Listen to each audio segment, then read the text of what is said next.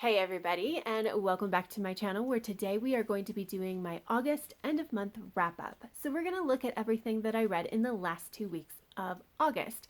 And we are going to jump right in and start with The Space Between Worlds by Micaiah Johnson. So this is an adult science fiction standalone, and we're following our main character of Kara, who is a traverser. Basically, she is able to travel to other dimensions. Like, that's actually her job. The only rule that is kind of really known for sure about traveling to alternate dimensions is that your counterpart in that dimension has to already be dead. And Kara is dead in so many of the worlds, so she is a great traveler. And then one of her counterparts actually dies, and it's a little bit odd, and Kara ends up looking into it a little bit, more or less. And then the story goes from there. So I have already done a full-length review of this book. I will leave it linked down below, but I found this to be very it felt like there were two different books going on, the first half and the second half. And the first half was a little bit slow paced, but really twisty turny plot. Didn't quite know where we were going.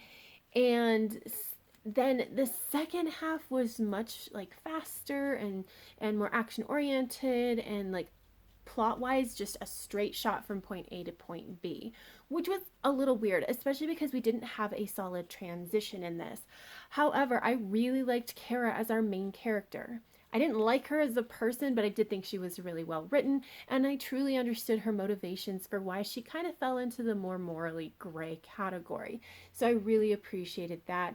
I thought that the world building was really interesting as well. I really would have liked a little bit more about it. So like the setting and that kind of thing, the wider world. However, when we did start talking about the alternate dimension travel, it sounded so cool, but as soon as you start poking at how this actually works at all, it just kind of fell apart. So there was a lot of really good stuff here. I think that a lot of it was incredibly interesting, and because this is a debut novel, I would consider this a really strong debut, and I will definitely be checking out Micaiah Johnson's other work in the future. However, I did give this one 3.75 just because even though I liked so much of it, there were still some rather large issues with this book. And then after that, I read Goddess in the Machine by Lora Beth Johnson. And this is a young adult science fiction, first in a duology. And we're following our main character of Andra, who was put into a cryogenic sleep so that she could be like put into a spaceship and shipped off to a new planet to help colonize it. And she's supposed to be woken up after 100 years, only she's not woken up until after 1,000 years. And so when she wakes up, everything is so different than what it was like when she grew up. And so she's got to navigate that, and the local population thinks she's a goddess, and also like the local leaders would really like to manipulate her for their own benefit, and she's just got to figure out how to live in this world. So I have also done a full-length review for this one, leave it linked down below, but I thought that this was really, really good. So I really liked the world building in this. The only issue that I had with it was like there were certain things where I kind of wanted more, but it wasn't necessary for the story. The plot was fantastic. So it was very twisty-turny, that we had a ton of reveals happening throughout, pushing the story forward, and they were just really well spaced out, well done reveals. The weakest part about this is probably the characters, as I just don't feel like they didn't ever, none of the characters ever really gelled into like a person, right? And so that was something that I think definitely could have been done better, but I don't think that the characters were so bad that they truly tanked this book at all. I still very much enjoyed it, and I ended up giving it 4.25 stars. And then after that, I read Mr. Kiss and Tell by Rob Thomas and Jennifer Graham.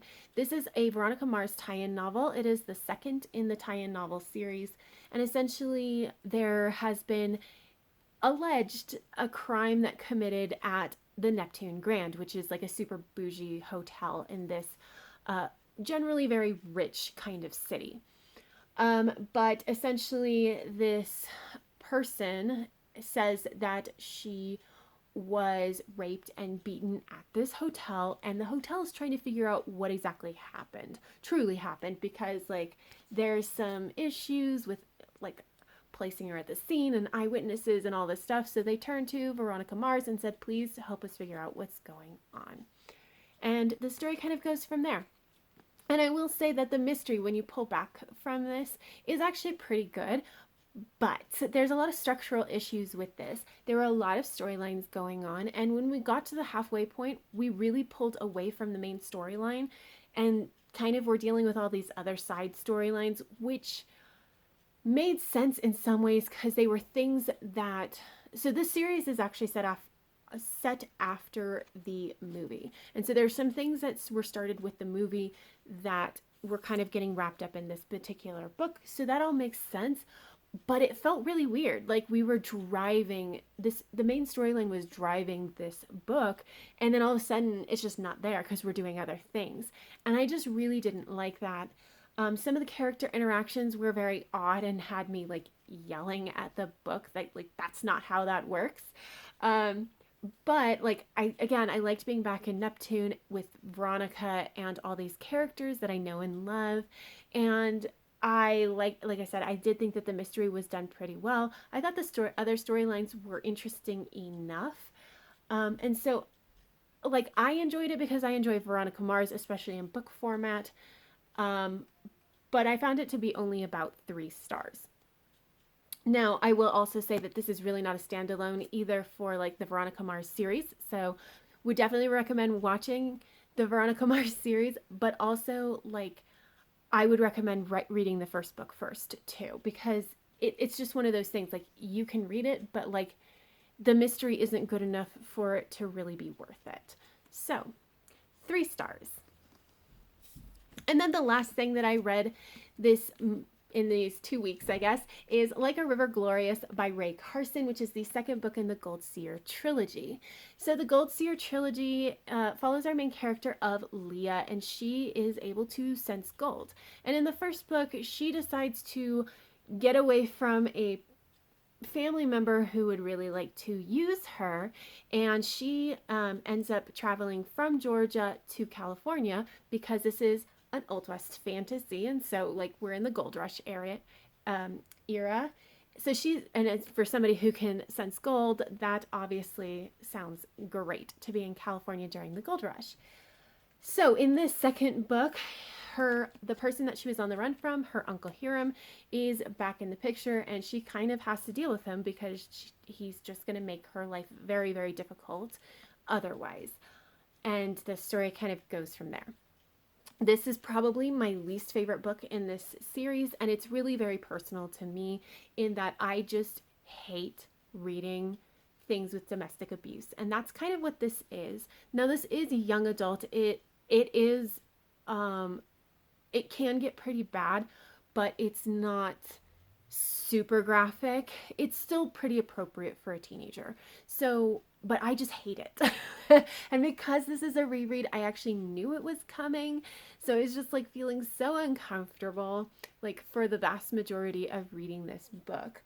I do like some of the new characters that we have picked up along the way, though.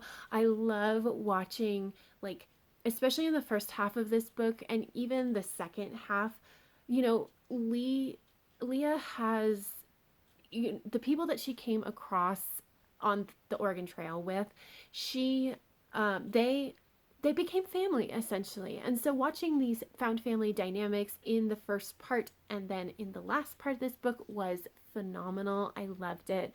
And I feel like we're setting up for the end of this is setting up for an interesting storyline for book 3.